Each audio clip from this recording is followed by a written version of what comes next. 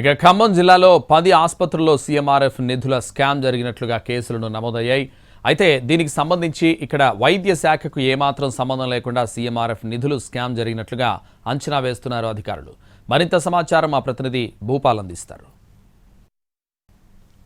ప్రభుత్వ ప్రైవేటు ఆసుపత్రుల్లో ఆరోగ్యశ్రీ ద్వారా ఉచిత ఆరోగ్యాన్ని అవకాశం అంటే చికిత్సలు కల్పిస్తున్నప్పటికీ అదేవిధంగా కొన్ని సందర్భాల్లో కూడా సీఎంఆర్ఎఫ్ పేరు మీద ప్రైవేటు ఆసుపత్రుల్లో కూడా వైద్యం అందిస్తున్న పరిస్థితి. ఈ సీఎంఆర్ఎఫ్ కింద వైద్యం అందించిన వారికి తిరిగి డబ్బుల్ని అంటే ప్రభుత్వమే చెల్లిస్తున్న విషయం తెలిసింది. ఇది మొత్తం కూడా గత కొంతకాలం నుంచి జరుగుతున్న నేపథ్యంలో వాళ్ళకు వచ్చే చెక్కులని అంటే ఎమ్మెల్యేల ద్వారా లేదా ఎండిఓల ద్వారా ఎంఆర్ఓల ద్వారా బాధితులకి అందిస్తున్న విషయం తెలిసిందే. ఈ నేపథ్యంలో ఈ సీఎంఆర్ఎఫ్ పథకం మాత్రం దుర్వినియోగం అవుతున్నది. ఇది పలు అంశాల్లో అంటే రుజువు కూడా అవుతున్నది. అయితే రాష్ట్ర వ్యాప్తంగా గత ప్రభుత్వంలో అనేక ఆసుపత్రుల్లో సీఎంఆర్ఎఫ్ పథకాన్ని దుర్వినియోగం చేసినట్టు తెలుస్తుంది. ఈ నేపథ్యంలో హైదరాబాద్, ఖమ్మం, నల్గొండ, కరీంనగర్ ఈ 4 జిల్లాల్లోని ప్రైవేటు ఆసుపత్రుల్లో నకిలీ సీఎంఆర్ఎఫ్ బిల్లులు ఏర్పాటు చేసుకొని దాని ద్వారా నిధులను కొట్టేశారనే ఆరోపణలు ఉన్నాయి. గతంలో కూడా ఖమ్మంలో అనేక ఆసుపత్రుల మీద ఎంక్వైరీ కూడా జరిగింది. అయితే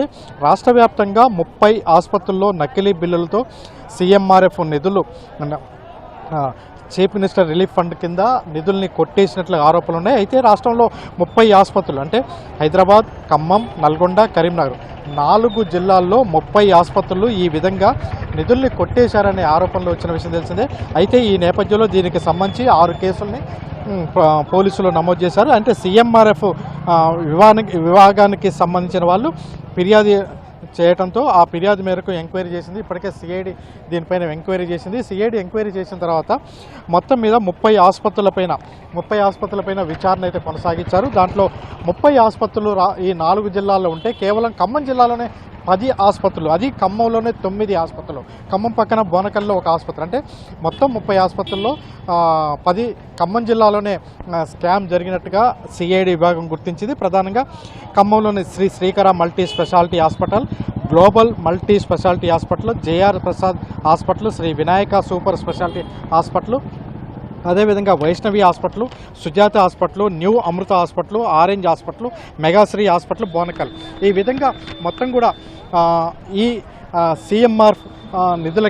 సీఎంఆర్ ఫండ్స్ని మొత్తం కూడా దుర్వినియోగం చేసినట్లుగా ఆరోపణలు వచ్చినాయి. గతంలో ఆరోపణలు రావడంతో ఆ ఆరోపణల మేరకు విచారణ చేశారు. మొత్తం ఎంక్వైరీ విచారణ చేస్తే 30 ఆసుపత్రుల్లో ఈ విధంగా అక్రమాలు జరిగినట్లుగా గుర్తించారు. ఆ గుర్తించిన దానికి సంబంధించి సిఐడి కూడా విచారణ ప్రారంభించింది. ఈ విచారణకు సంబంధించి ఇప్పటి వరకు ఎంక్వైరీ సాగుతున్నట్టు చెప్తున్నారు. మొత్తం ఈ ఎంక్వైరీలో అంటే ఇది ఇంకా లోతులోకి తీసుకొని వెళ్తే మరిన్ని ఆసుపత్రుల్లో కూడా దుర్వినియోగ అంశాలు బయటకు వచ్చే అవకాశం ఉంటుంది. అయితే కొన్ని హాస్పిటల్ మూసివేసిన హాస్పిటల్ కూడా ఉన్నాయి.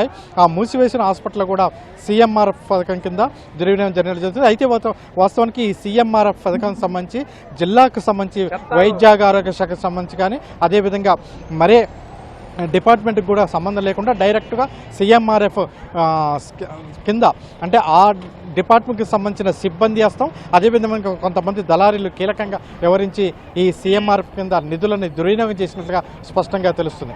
కెమెరా పర్సన్ పొద్దుతో భూపాల్, ఎన్టీవీ.